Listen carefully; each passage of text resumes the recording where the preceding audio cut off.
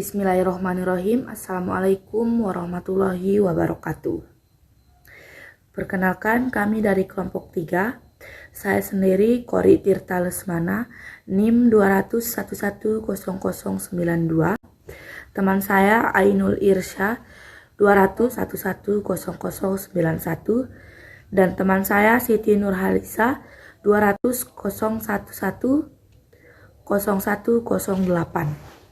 Saja, materi pertama akan disampaikan oleh Siti Nurhaliza. Kepadanya, persilahkan. Sebelumnya, nama saya Siti Nurhaliza dengan nomor NIM 200110108. Yang pertama, hadis pada masa Rasulullah SAW. Hadis pada masa dikenal dengan asar al-wahyi wal al-takwin, yakni masa tahun wahyu dan pembentukan masyarakat. Keadaan seperti ini menuntut keseriusan dan kehati-hatian para sahabat sebagai pewaris pertama ajaran Islam. Wahyu yang diturunkan Allah dijelaskan Nabi melalui perkataan, perbuatan, dan takrirnya. Rasulullah SAW juga memerintahkan kepada para sahabatnya untuk menghafal, menyampaikan, dan menyebarluaskan hadis-hadis. Rasulullah menyebarkan agama Islam kurang lebih 23 tahun dari waktu yang sekian lama tersebut, beliau dengan segala pola perilakunya menjadi tumpuan perhatian dan panutan para sahabatnya. Usaha para sahabat untuk mengetahui seluruh perilaku Rasulullah, baik ucapan, perbuatan, dan takrirnya ini terlihat pada perkataan Umar yang menyatakan bahwa ia dan tetangganya dan golongan Ansor bertempat tinggal jauh dari Madinah, yaitu wilayah Umayyah ibnu Yazid yang telah mendatangi Rasulullah. Satu hari Umar, satu hari tetangganya, dan yang telah mendatangi Rasulullah selalu menyebarkan apa yang telah diperolehnya, baik berupa wahyu atau yang lainnya kepada yang lain. Kemudian pengajaran hadis oleh Rasulullah. Rasulullah adalah orang yang diberi wahyu oleh Allah Subhanahu wa taala dan diperintahkan menyampaikan kepada umat manusia. Tetapi ketika wahyu yang turun kebanyakan hanya menerangkan hal-hal yang bersifat global, maka diperlukan adanya penjelasan dari Rasulullah yang merinci dan menafsirkan keglobalan tersebut. Ketika Islam muncul di Mekah, Rasulullah menjadikan rumah Al-Aqram ibnu Abdul Manaf sebagai pusat dakwah Islam. Namun setelah Islam berkembang dengan pesat yang dimulai di Madinah, tempat pengajaran Islam, dalam hal ini hadis tidak terfokus hanya pada suatu tempat, tetapi di mana ada kesempatan disitulah hadis diajarkan, karena apabila Rasul duduk pada suatu tempat maka para sahabat selalu mengelilinginya. Kemudian penerimaan hadis oleh para sahabat. Cara-cara para sahabat dalam menerima hadis dari Rasul pun berbeda-beda. Kadangkala dengan cara yang pertama berhadapan secara langsung dengan Rasul atau musyafahah. Yang kedua menyaksikan atau mensyahadah perbuatan atau takrir Rasul. Terus mendengar dari sahabat lain yang mengetahui secara langsung dari Rasul. Kemudian penulisan dan penyebaran hadis. Semua ulama sependapat bahwa Al-Quran mendapat perhatian penuh dari Rasulullah dan para sahabat. Rasulullah memerintahkan para sahabat untuk menghafal Al-Quran dan menuliskannya kepada kepingan-kepingan tulang, pelepah kurma, batu, dan sebagainya. Sehingga ketika Rasul wafat, Al-Quran yang telah dihafal dengan sempurna dan ditulis secara lengkap maupun belum terkumpul dan satu mushaf secara khusus. Materi kedua akan disampaikan oleh Ainul Irsya. Kepadanya, disilahkan. Assalamualaikum warahmatullahi wabarakatuh. Saya atas nama Ainul Irsya dengan NIM 200110091. Saya sebagai pemateri kedua membahas tentang hadis pada masa sahabat. Yang pertama, masa Abu Bakar As-Siddiq. Suatu ketika ada seorang nenek menghadapi Khalifah Abu Bakar yang meminta hak waris dari harta yang ditinggalkan oleh cucunya. Abu Bakar kemudian menjawab bahwa tidak melihat petunjuk dalam Al-Quran dan praktik Rasulullah yang memberikan bagian harta waris kepada nenek. Abu Bakar kemudian bertanya kepada para sahabat, yaitu Al-Mughirah bin Syu'bah, dan menyatakan bahwa Rasulullah SAW telah memberikan bagian waris kepada nenek sebesar 1/6 bagian. Abu Bakar kemudian meminta Al-Mughirah untuk menghadirkan seorang saksi. Lalu Muhammad ibnu Maslamah memberikan kesaksiannya atas kebenaran riwayat yang disampaikan oleh Al-Mughirah tersebut.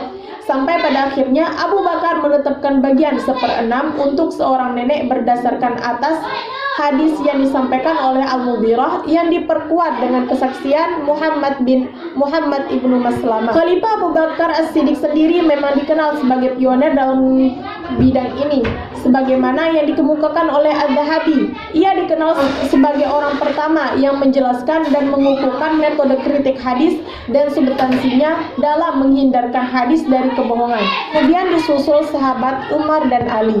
2. Masa Umar bin Khattab. Dalam suatu riwayat dijelaskan bahwa pernah suatu ketika Abu Musa al-Asy'ari bermaksud menjumpai Umar bin Khattab.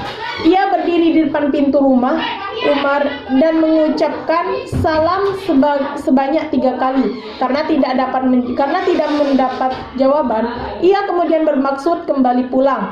Kemudian Umar bin Khattab memanggilnya dan menanyakan apa yang menghalanginya masuk. Abu Musa al-Asy'ari pun menjawab bahwa dia pernah mendengar Rasulullah SAW bersabda, "Idza sallama ahadukum thalatha falam yujab falyarji'." Yang artinya, jika salah satu di antara kalian mengucapkan salam sebanyak 3 kali dan tidak menjawab, maka kembalilah. Oleh karena itu, beberapa sahabat seperti Abu Bakar As-Siddiq, Umar bin Khattab, Zubair bin Awam, Abu Ubaidah, Abbas bin Abu Talib menyedikitkan periwayatan hadis. Abu Hurairah yang dikenal sebagai sahabat yang paling banyak dalam meriwayatkan hadis terpaksa menahan diri dengan tidak banyak meriwayatkan hadis pada zaman Umar bin Khattab. Abu Bakar sendiri menceritakan bagaimana larangan memperbanyak periwayatan hadis pada zaman Umar. Larangan Umar bin Khattab sesungguhnya tidak tertuju pada periwayatan hadis itu sendiri, tetapi dimaksudkan agar masyarakat lebih berhati-hati dalam periwayatan hadis, perhatian masyarakat terhadap Al-Quran tidak terganggu. Adapun 3. Masa Utsman bin Affan. Secara umum, kebijakan tentang periwayatan hadis tidak jauh berbeda dengan apa yang telah ditempuh oleh kedua khalifah pendahulunya. Hanya saja langkah Utsman tidaklah setegas langkah Umar bin Khattab. Dalam suatu kesempatan khutbah, Utsman meminta kepada para sahabat agar tidak banyak meriwayatkan hadis yang mereka tidak pernah mendengar itu pada masa Abu Bakar dan Umar. Pernyataan Utsman ini menunjukkan pengakuan Utsman atau sikap hati-hati kedua khalifah pendahulunya. Sikap hati-hati ini dilanjutkan pada masa kekhalifahannya. Dari uraian tersebut dapat dikemukakan bahwa pada masa Utsman bin Affan, kegiatan umat Islam dalam periwayatan hadis lebih banyak bila dibandingkan dengan kegiatan periwayatan pada masa Umar. Utsman dalam khutbahnya telah menyampaikan seruan agar umat Islam hati-hati dalam meriwayatkan hadis. 4. Masa Ali bin Abi Thalib. Secara umum, Ali barulah bersedia menerima riwayat hadis setelah periwayat hadis yang bersangkutan mengucapkan sumpah bahwa hadis yang disampaikannya itu benar-benar berasal dari Nabi.